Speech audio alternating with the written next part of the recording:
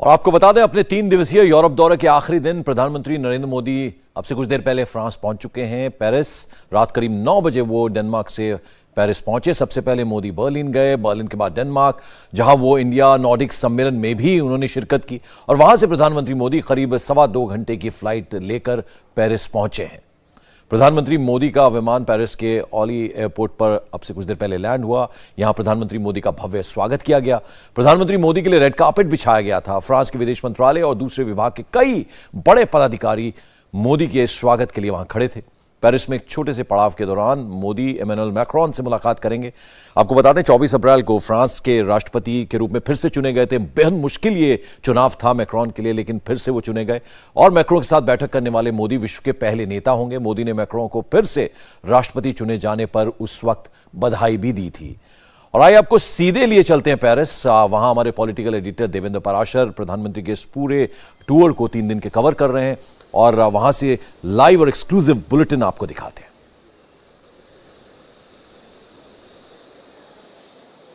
धन्यवाद पंकज। अब से थोड़ी देर के अंदर प्रधानमंत्री नरेंद्र मोदी एलिसी पैलेस यानी कि फ्रांस के राष्ट्रपति का जो सरकारी निवास है वहां पर पहुंचेंगे राष्ट्रपति मैक्रोन से मुलाकात के लिए। और हमारे बैकग्राउंड में जो बिल्डिंग आप देख रहे हैं, ये बिल्डिंग वही है जहां पर फ्रांस के राष्ट्रपति आधिकारिक तौर पर रहते हैं, यानी कि राष्ट्रपति का सरकारी आवास है। इस बिल्डिंग की पहले बात कर लें तो बहुत दिलचस्प इतिहास रहा इसका और तकरीबन 4 साल लगे थे इस बिल्डिंग को बनवाने में। और उस 4 साल में इस बिल्डिंग को तैयार किया गया। लगभग 1718 ईस्वी में ये बिल्डिंग बननी शुरू हुई थी, 1722 में ये बिल्डिंग पूरी हुई। और इस बिल्डिंग की खासियत की बात करें तो तकरीबन 1,20,000 स्क्वायर फीट में ये पूरी बिल्डिंग है, जिसमें 365 कमरे हैं। और आप अंदाज़ा लगाइए कि अगर 365 कमरे हैं तो फिर बाकी चीज़ें, चाहे फर्नीचर की बात कर लें, सेट्स की बात कर लें या बाकी सामान की बात कर लें, सिक्योरिटी गार्ड्स की बात कर लें, सब उसी अनुपात में मौजूद हैं।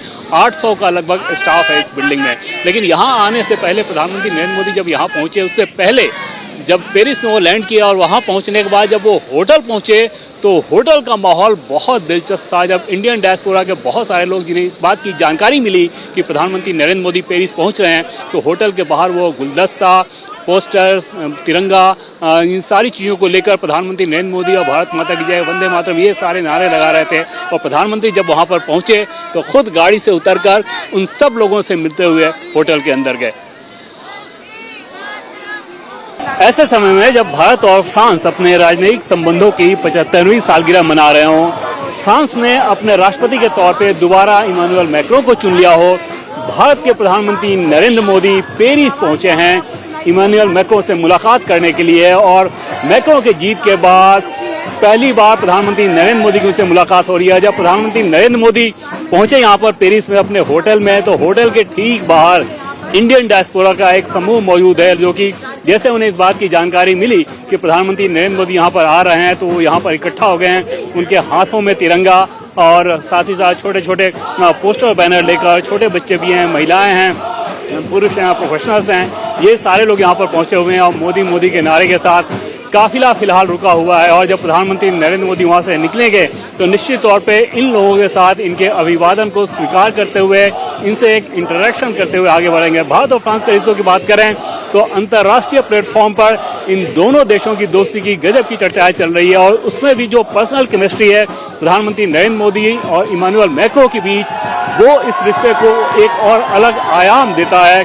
और चाहे आप न्यूक्लियर एनर्जी की बात कर लें, क्लाइमेट की बात कर लें, सिक्योरिटी की बात कर लें, डिफेंस सेक्टर की बात करें, हर एक क्षेत्र में भारत और फ्रांस बहुत नज़दीकी संबंध रखते हुए एक दूसरे का साथ दे रहे हैं, एक दूसरे के साथ आगे बढ़ रहे हैं। और फ्रांस हमेशा से ही भारत के साथ खड़ा रहा है। जब भी कश्मीर को लेकर यूनाइटेड नेशन में कोई एक साजिश करने की कोशिश की गई पाकिस्तान द्वारा, फ्रांस हमेशा से भारत के साथ खड़ा रहा। इसके अलावा भारत ने जब न्यूक्लियर टेस्ट किया था तब भी फ्रांस ने उसकी आलोचना नहीं की, बल्कि उसके बाद न्यूक्लियर पैक्ट करने वाले देशों में फ्रांस सबसे पहले था। हाल के दिनों में जब रशिया यूक्रेन वॉर को लेकर भारत ने अपना एक स्टैंड क्लियर रखा कि अपने हित के हिसाब से वो फैसला लेगा, फ्रांस ने उस बात की भी आलोचना नहीं की। और ये सारी चीज़ें ये बताती हैं कि भारत और फ्रांस की दोस्ती कितनी खास है। और आगे अगर आप देखें तो यूरोप के लिए फ्रांस के साथ भारत की दोस्ती यूरोप के साथ संबंध बनाने में बहुत अहम रोल अदा करने वाला है। और उस लिहाज से प्रधानमंत्री नरेंद्र मोदी यहाँ पर पहुँचे हुए हैं और यहाँ पर फिलहाल इंडियन डायस्पोरा के साथ उनकी मुलाकात हो रही है। और यूरोप की अगर आप बात करें तो क्योंकि यूरोपीय काउंसिल में अभी फ्रांस सबसे ज्यादा काउंसिल को प्रभावित करने की स्थिति में है और तकरीबन जो 27 देश हैं इन सभी देशों के साथ भारत का इक्वेशन और कैसे ज्यादा बेहतर हो, किस तरीके से भारत उनके साथ व्यापारिक साझेदारी कर सकता है, क्लाइमेट को लेके क्या कुछ कर सकता है, टेक्नोलॉजी को लेके क्या कुछ कर सकता है, एजुकेशन के मामले में क्या कर सकता है, हेल्थ सेक्टर में क्या कर सकता है, ये सारी चीजें हैं जो कि आगे आने वाले दिनों में और ज्यादा बढ़ेंगी। और फिलहाल प्रधानमंत्री नरेंद्र मोदी अपनी राजनयिक मुलाकात से पहले इंडियन डायस्पोरा के साथ अभिवादन करते हुए, जैसे पीएम मोदी ने ये देखा कि यहाँ पर लोग मौजूद हैं तो अपनी गाड़ी छोड़कर उतर गए थे और जो उनकी एक कोशिश रहती है कि जो कोई भी उनके सामने आए मिले उसका अभिवादन स्वीकार कर लें, उसको एक ग्रीट को स्वीकार करें और साथ साथ अगर कोई अपना कुछ तस्वीर कोई दिखाना चाह रहा है, कोई फोटो लेना चाह रहा है तो यथासंभव प्रधानमंत्री नरेंद्र मोदी की कोशिश रहती है कि उन लोगों के साथ मिलते जुलते वो आगे बढ़ते हैं। और उसी लिहाज से फिलहाल अंदर जाते हुए प्रधानमंत्री नरेंद्र मोदी और यहाँ से जब वो निकलेंगे तो इमानुएल मैक्रों के साथ एक बहुत खास मुलाकात होनी है और वो खास मुलाकात तय करेगी कि भारत और फ्रांस आगे आने वाले दिनों में किस प्रकार से और तेज गति से आगे बढ़ेंगे। और देवेंद्र पराशर हमारे साथ इस वक्त बने हुए सीधे पेरिस से। देवेंद्र, लगभग कितनी देर की ये मुलाकात होगी, क्योंकि बहुत महत्वपूर्ण है। 24 अप्रैल को जब इमैनुअल मैक्रोन जो हैं दोबारा राष्ट्रपति चुने गए थे, बड़ा मुश्किल इलेक्शन उनके लिए था और प्रधानमंत्री ने सबसे पहले ट्वीट करके उन्हें बधाई दी थी और फोन पर भी उनसे बात हुई थी। तो उस लिहाज से अगर देखा जाए तो फ्रांस जो है, जैसा कि आप भी बता रहे हैं, बहुत इंपॉर्टेंट हमारा स्ट्रेटेजिक पार्टनर है और डिफेंस सेक्टर में भी देखें तो रूस के बाद सबसे ज्यादा हेल्प जो है हमें फ्रांस से ही मिलती है।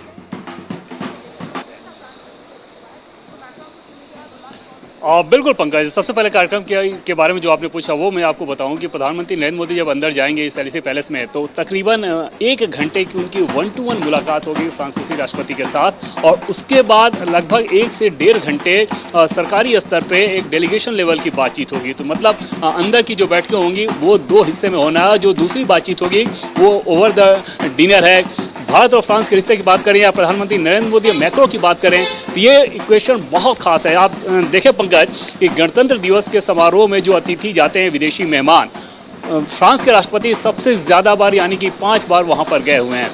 दूसरी चीज़ आपने देखा होगा कि जब ऑकस की एक समस्या आई थी यानी कि ऑस्ट्रेलिया, यूके और यूएस के बीच एक पैक्ट बना था सबमरीन को लेकर और वहाँ पर फ्रांस को गच्चा दे दिया गया था, तब इमैनुएल मैक्रोन ने जो पहला कॉल किया था वो भारत के प्रधानमंत्री नरेंद्र मोदी को वो कॉल किया था और ये बताया था कि ऑकस के इस स्टेप से वो कितने नाराज़ हैं और फ्रांस इसको कैसे ले रहा है। जब इस व्यक्तिगत स्तर पे कूटनीतिक संबंध हो, राजनीतिक संबंध हो 2 देशों के बीच, 2 प्रमुखों के बीच, तो आगे का रास्ता कैसा होगा ये बहुत सस्ता से समझा जा सकता है। और आगे की रास्ते की जब मैं बात कर रहा हूँ पंकज, तो सबसे ज़रूरी ये समझना है कि सिर्फ भारत और फ्रांस का रिश्ता नहीं बल्कि फ्रांस भारत को कई मायने में बहुत ज़्यादा मदद कर सकता है यूरोप के दूसरे देशों के साथ इक्वेशन बनाने में, क्योंकि फिलहाल फ्रांस यूरोपीय काउंसिल का प्रेसिडेंट है। 27 देश हैं। ब्रिटेन के बाहर जाने के बाद फ्रांस और जर्मनी ये जो सबसे पावरफुल देश हैं यूरोपीय काउंसिल में, यूरोपीय यूनियन में, और उसमें जर्मनी की जो कोशिश रहती थी, खास तौर पे जर्मनी की जो पिछली चांसलर हैं एंजेला मर्केल रही, उनके कार्यकाल में प्रो चाइना स्टैंड ज़्यादा रहता था और वहाँ पर जब फ्रांस के हाथ में वो कमान आ गई है, अब ऐसे में समझा जा सकता है कि मर्केल का भी कार्यकाल बदल गया है जर्मनी में, वहाँ दूसरे चांसलर आ चुके हैं और अब यूरोपीय काउंसिल के प्रेसिडेंट अगर फ्रांस है तो वो किस प्रकार से भारत को मदद कर सकता है। और भारत ने ऑलरेडी उसकी एडवोकेसी शुरू भी कर दी है। डिप्लोमेटिक चैनल के मार्फत यूरोपीय यूनियन के देशों को ये बताया जा रहा है कि पाकिस्तान को जो हथियार सप्लाई किया जाता है जी, सबसे पहले उस पर रोक लगाई जाए और इसको लेकर आगे आने वाले दिनों में आप देखेंगे कि और ज्यादा माहौल बनेगा। दूसरी चीज जो बहुत महत्वपूर्ण चीज है कि इंडो पैसिफिक रीजन को लेके फ्रांस का बहुत ज़्यादा फोकस रहता है और फ्रांस सबसे पहला देश है यूरोप में जिसने इस बात को क्वाइन किया और अब ये जो टर्म है अब ट्रेंड करता है। पंकज बिल्कुल। और देखिए आप तस्वीरों में दिखाते हैं देवेंद्र, हम जब आप अमेरिका गए थे तो भी प्राइम मिनिस्टर विजिट में हमने देखा था जो इंडियन डायस्पोरा के साथ और जो तमाम इंडियंस वहां पर रह रहे हैं बाहर विदेशों में, उनसे जो कनेक्ट है प्रधानमंत्री का वो तो हमें दिखता है तस्वीरों में। लेकिन हम अगर जो तमाम प्रीमियर्स हैं, बड़े बड़े जो नेता हैं अलग अलग देशों के, फिर चाहे वो जो बाइडेन हो, पुतिन हो रूस के राष्ट्रपति, फ्रांस के राष्ट्रपति इमैनुएल मैक्रोन जो हैं वो हो, बोरिस जॉनसन अभी हिंदुस्तान आए थे, उनके साथ जो कनेक्ट है और वो जो एट ईज रखते हैं इन तमाम बड़े बड़े लीडर्स को। अभी हमने देखा नॉर्डिक कंट्रीज के जो तमाम प्राइम मिनिस्टर्स थे किस तरह से कल उनको जब हमने देखा जब वो डेनमार्क कोपेनहेगन में थे, तो किस तरह से प्रधानमंत्री ने उन्हें अपना दोस्त बताया, तो ये कनेक्ट जो है वो भी देखने लायक बात है। जी हाँ पंकज, बिल्कुल। और ये प्रधानमंत्री नरेंद्र मोदी की हमेशा से ये खासियत रही है कि जिस भी राष्ट्र के प्रमुख के साथ जब उनका इंटरेक्शन होता है तो उसको वो एक अलग आयाम देते हैं, और वो आयाम ऐसा होता है और ऐसी चीज़ें, ये जो गर्माहट है रिश्तों की, वो कई बार बहुत ज़्यादा इस लिहाज से मदद करती है कि जब आप डिप्लोमेटिक चैनल पर सरकार के स्तर पर जब बातचीत करते हैं और उसमें अगर कोई गतिरोध आता है, उसमें कोई फ्रीजिंग पॉइंट आ जाता है, तो उस फ्रीजिंग पॉइंट को पिघलाने में दो नेताओं के बीच जब ऐसे व्यक्तिगत इक्वेशन हो तो वो काम आता है। और वहाँ पर भारत के लिहाज से ये कितना महत्वपूर्ण रहता है, जैसा कि नॉर्डिक कंट्रीज के बारे में आपने बताया। आज भी जब नॉर्डिक समिट हुआ था, उसके बाद प्रधानमंत्री नरेंद्र मोदी ने उन 5 देशों के प्रमुखों को जो उपहार दिया था, बहुत व्यक्तिगत उपहार था, और भारत के अलग अलग क्षेत्र की जो लोकल चीज़ें हैं उसको उपहार के तौर पे दिया था प्रधानमंत्री नरेंद्र मोदी ने। और ये सारी चीज़ें कहीं ना कहीं एक बेहतर इक्वेशन बनाने में मदद करती हैं। मैक्रो की बात कर रहे हैं तो मैक्रो हमेशा से भारत के साथ बहुत मजबूती से खड़े रहे हैं अपने कार्यकाल में। अब उनको दूसरा कार्यकाल मिला और ऐसे में उम्मीद जताई जा रही है कि पिछली बार की तुलना में और ज़्यादा तेजी आएगी। चाहे आप डिफेंस सेक्टर की बात करें, जैसे भारत ये चाहता है कि अपना स्वदेशी डिफेंस सेक्टर को बहुत ज़्यादा मजबूत करे, फ्रांस उसमें पूरी मदद करने को तैयार रहता है। सिक्योरिटी एक भारत का बहुत बड़ा कंसर्न रहता है, और जो मैं आपको यूरोप के बारे में बता रहा था, एंजेला मर्केल इस बात को लेकर बहुत ज़्यादा सहमत नहीं रहती थी। उनको ऐसा लगता था कि इकोनॉमी सबसे महत्वपूर्ण है, जबकि मैक्रो इस बात को मानते हैं कि सुरक्षा सबसे ज़्यादा महत्वपूर्ण है। और जब हम सुरक्षा की बात कर रहे हैं तो सीधे सीधे आतंकवाद को बात करते हैं।